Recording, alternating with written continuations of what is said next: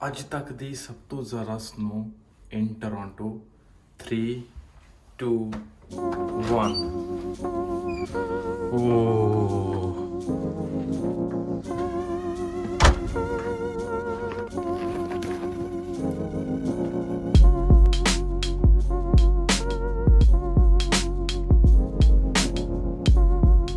Guys ਆ ਦੇਖੋ ਸੀ ਮੇਰਾ ਪੈਰ ਪੂਰਾ ਬਰਫ਼ 'ਚ ਅੰਦਰ ਚਲਾ ਗਿਆ ਤੇ ਇੰਨੀ ਜ਼ਿਆਦਾ ਸਨੋ ਪਈ ਹੈ ਕਿ ਕਾਰਸ ਵੀ ਕਵਰਡ ਹੋ ਗਈਆਂ ਨੇ ਪੂਰੀਆਂ। ਤੁਸੀਂ ਦੇਖ ਸਕਦੇ ਹੋ ਪੂਰੀਆਂ ਕਵਰਡ। ਆ ਦੇਖੋ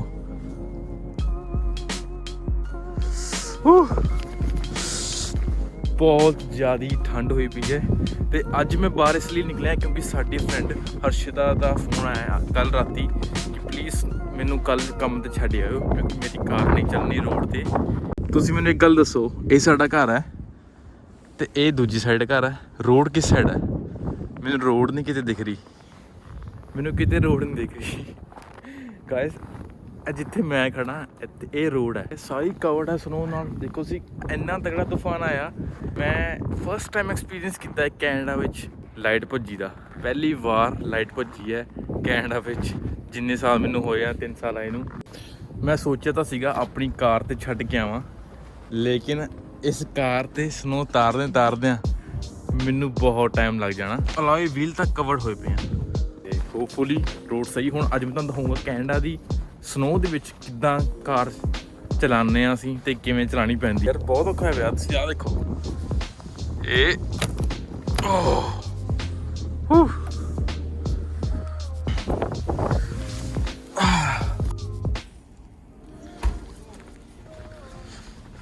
गुड मॉर्निंग। ए भी साफ कर ला आपदी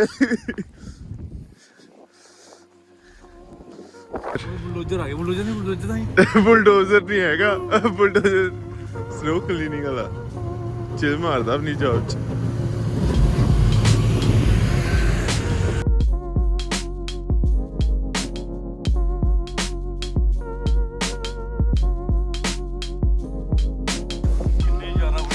मैं हाथ फ्रीज हो रहा ब्रो, मैं अंदर बह रहा ब्रो कार दे, टू कोल्ड।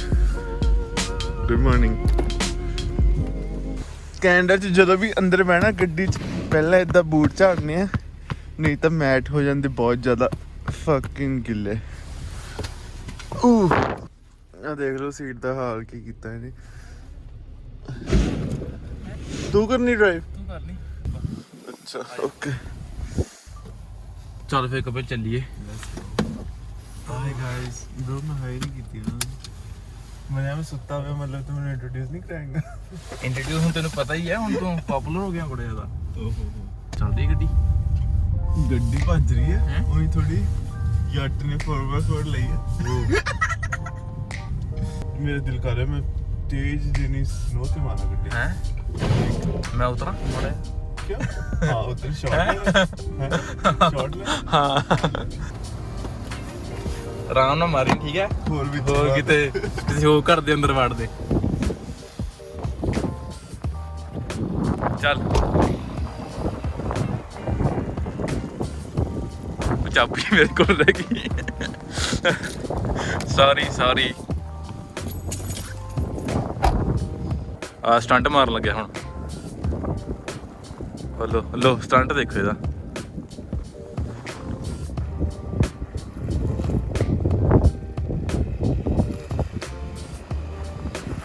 ਭਰਾਵਾ ਮੇਰੇ ਨਾਲ ਮਾਰਦੀ ਨੂੰ।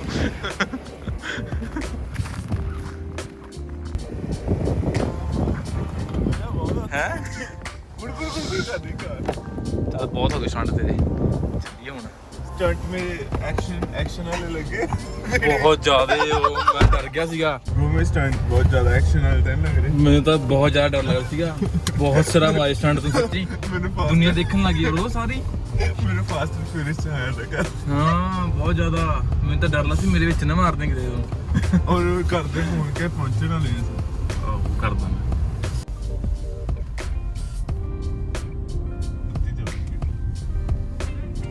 ਉਹ ਦੇਖੀ ਖੜ ਜਾ ਕਿੱਥੇ ਰਹੀ। Good morning ਵਗਾਰ।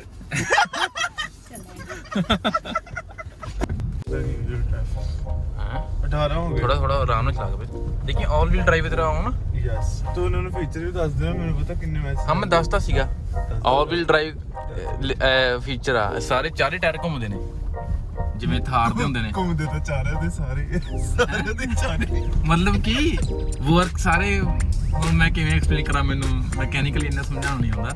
ਨੀਂਦ ਆਈ ਬਾ, ਨੀਂਦ ਆ ਰਹੀ ਹੈ, ਸੋ ਜਾ। ਸੋ ਜਾ, ਤੁਸੀਂ ਵੀ ਸੋ ਜਾਓਗੇ। ਸਾਨੂੰ ਤਾਂ ਹਮੇਸ਼ਾ ਨਹੀਂ ਸਮਾਏਗਾ ਤੂੰ। ਸਨੋ ਹਾਂ ਤੁਹਾਨੂੰ ਪਤਾ ਲੱਗਿਆ ਲਾਈਟ ਨਹੀਂ ਸੀ ਰਾਤੀ। ਕ੍ਰੇਜ਼ੀ। ਪਹਿਲੀ ਵਾਰ ਮੈਨੂੰ ਇੰਡੀਆ ਵਰਗੀ ਫੀਲਿੰਗ ਆਈ। ਮੈਨੂੰ ਤਾਂ ਲੱਗਿਆ ਵੀ ਮੈਂ ਇੰਡੀਆ ਬੈਠਾ। ਪਰ ਇਸ ਟਾਈਮ ਗਰਮੀ ਨਹੀਂ, ਇਸ ਟਾਈਮ ਠੰਡ ਲੱਗਦੀ ਸੀਗੀ। ਉਤਰਨ ਤੋਂ ਪਹਿਲਾਂ ਇੱਕ ਸਟੋਰੀ ਸੁਣਾਉਂਦੀ। ਨੀਂਦ ਨਾ ਆ ਜੇ ਸਾਨੂੰ। ਤੈਨੂੰ ਪਤਾ ਮੈਂ ਨੀਚੇ ਬਹੁਤ ਪੀਸਫੁਲੀ ਸੋ ਜਾਂਦੀ ਆ ਹਨਾ, ਬਟ ਰਾਤੀ ਮੈਨੂੰ ਇੰਨਾ ਗੰਦਾ ਦਬਾਅ ਪਿਆ ਨਾ, ਮੈਂ ਚੀਕਾਂ ਲਿਟਰਲੀ ਜਦੋਂ ਮੈਨੂੰ ਹੋਸ਼ ਆਈ ਮੈਂ ਚੀਕ ਮਾਰ ਰਹੀ ਸੀ ਕਿ ਜੈ ਮਾਤਾ ਦੀ ਜੈ ਮਾਤਾ ਦੀ। ਤੈਨੂੰ ਪਤਾ ਅੱਜ ਅਸੀਂ ਟ੍ਰੋਲ ਹੋ ਗਏ ਆ। ਇਹ ਕਹਿੰਦੀ ਸੀ ਹਾਈਵੇ ਤੇ ਤਾਂ ਸਨੋ ਹੀ ਬੜੀ ਹੋਣੀ ਹੈ, ਹਾਈਵੇ ਤੇ ਸਾਫ਼ ਕੀਤਾ ਹੋਇਆ ਹੈ। ਕੋਈ ਜਵਾਬ ਹੈ ਇਸ ਗੱਲ? ਮੈਨੂੰ ਤਾਂ ਹੁਣ ਗੁੱਸਾ ਇੰਨਾ ਜ਼ਿਆਦਾ ਆ ਰਿਹਾ ਨਾ ਕਿ ਛੱਡੋ ਹੁਣ ਕੋਈ ਨਹੀਂ। ਚਲ ਛੋੜ। ਕਪਿਲ ਦੱਸ ਕੇ ਆਪਣੇ ਕਾਰ ਦੇ ਫੀਚਰਸ। ਉਹ ਲੇਨ ਅਸਿਸਟੈਂਟ ਵਾਲਾ ਦਾ ਹੀ। ਲੇਨ ਅਸਿਸਟੈਂਸ ਹਾਂ ਔਨ ਹੀ ਹੈ ਲੇਨ On ਹੈ? ਅਸਿਸਟੈਂਸ। ਇਹਦਾ ਨਾ ਕੀ ਹੁੰਦਾ? ਸੇਫਲੀ ਮੈਂ ਚਲਾਣਾ ਹੈ ਨਾ, ਮੇਰਾ ਧਿਆਨ ਇੱਧਰ ਉੱਧਰ ਹੈ ਜਾਂ ਮੈਂ ਕੋਈ ਆਪਣਾ ਫੋਨ ਚਲਾ ਰਿਹਾ ਜਾਂ ਕੁਝ ਹੈ ਨਾ, ਤੇ ਗੱਡੀ ਮੇਰੀ ਹਮੇਸ਼ਾ ਲਾਈਕ ਲੇਨ 'ਚ ਹੀ ਰਹਿੰਦੀ ਹੈ, ਲਾਈਕ ਲੇਨ 'ਚੋਂ ਬਾਹਰ ਨਹੀਂ ਨਿਕਲਦੀ। ਉਹ ਅੱਛਾ, ਜਾਂ ਫॉर एग्जांपल मैं ਜਿਵੇਂ ਆ ਦੋ ਲੇਨਸ ਨੇ ਨਾ, ਆ ਦੋ ਲੇਨਸ ਨੇ। अब मैं अपनी लेन 'ਚ ਜਾ ਰਿਹਾ ਨਾ, ਹਾਂ। ਹੈ ਨਾ, ਜੇ ਹੁਣ ਇੱਕ ਮਿੰਟ ਪਹਿਲਾਂ ਰਿਸਕ ਘੱਟ ਲੈ ਨਾਲ ਗੱਡੀਆਂ ਜਾਂਦੀਆਂ। ਅੱਛਾ ਹੋਰ ਕੰਮ ਨਾ ਕਰੇ ਕਿਤੇ ਸਿਸਟਮ ਫੇਲ ਹੋ ਜਾਏ। ਆ ਦੇਖ, ਜੇ ਲੇਨ 'ਚ ਮੈਂ ਜ਼ਬਰਦਸਤੀ ਬਾਹਰ ਨਿਕਲਣਾ ਨਾ ਤਾਂ ਚੀਕਾ ਵੀ ਮਾਰਦੀ, ਜਿਵੇਂ ਦੇਖਿਆ ਮੈਂ ਲੇਨ 'ਚ ਬਾਹਰ ਜਾਣਾ, ਆ ਦੇਖ ਚੀਕ ਮਾਰ ਰਹੀ ਹੈ ਕਿ ਲੇਨ 'ਚ ਮੈਂ ਬਾਹਰ ਨਿਕਲਣਾ। ਉਹਦੇ ਵਿੱਚ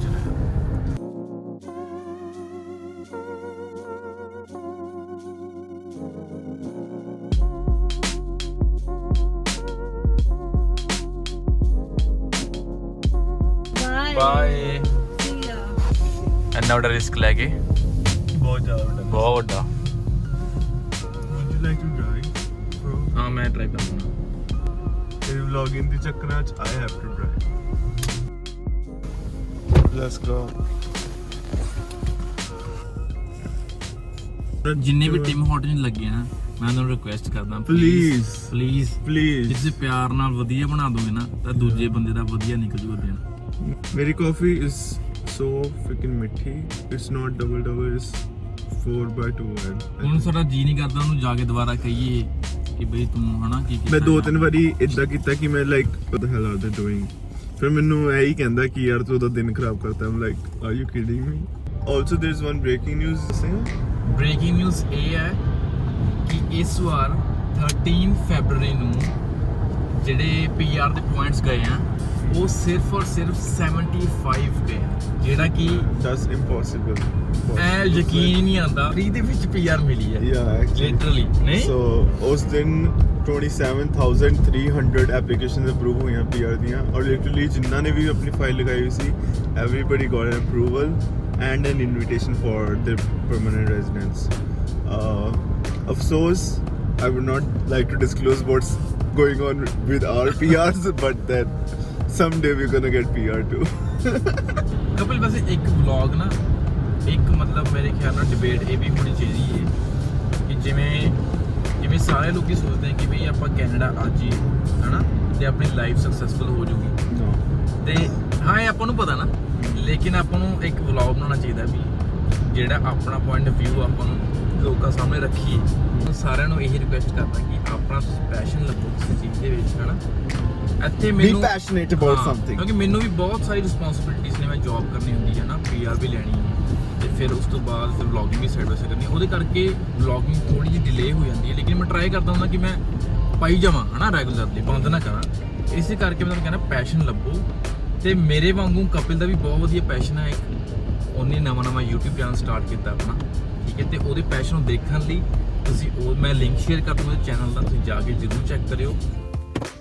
ਸੋ ਗਾਇਸ ਉਦੋਂ ਤੱਕ ਤੁਸੀਂ ਕੀ ਕਰਨਾ ਹੈ, ਤੁਸੀਂ ਆਪਣਾ ਪੈਸ਼ਨ ਲੱਭੋ, ਤੇ ਜਿਹਨੂੰ ਪੈਸ਼ਨ ਪਤਾ ਹੈ ਕਮੈਂਟ ਕਰਕੇ ਜ਼ਰੂਰ ਦੱਸੋ ਤੁਹਾਡਾ ਪੈਸ਼ਨ ਕੀ ਹੈ, ਤੁਸੀਂ ਬਣਨਾ ਕੀ ਚਾਹੁੰਦੇ ਲਾਈਫ ਦੇ ਵਿੱਚ, ਤੇ ਸਾਡਾ ਸਿੰਘ ਸਕੂਲ ਵਲੌਗਸ ਚੈਨਲ ਜ਼ਰੂਰ ਸਬਸਕ੍ਰਾਈਬ ਕਰ ਲਿਓ।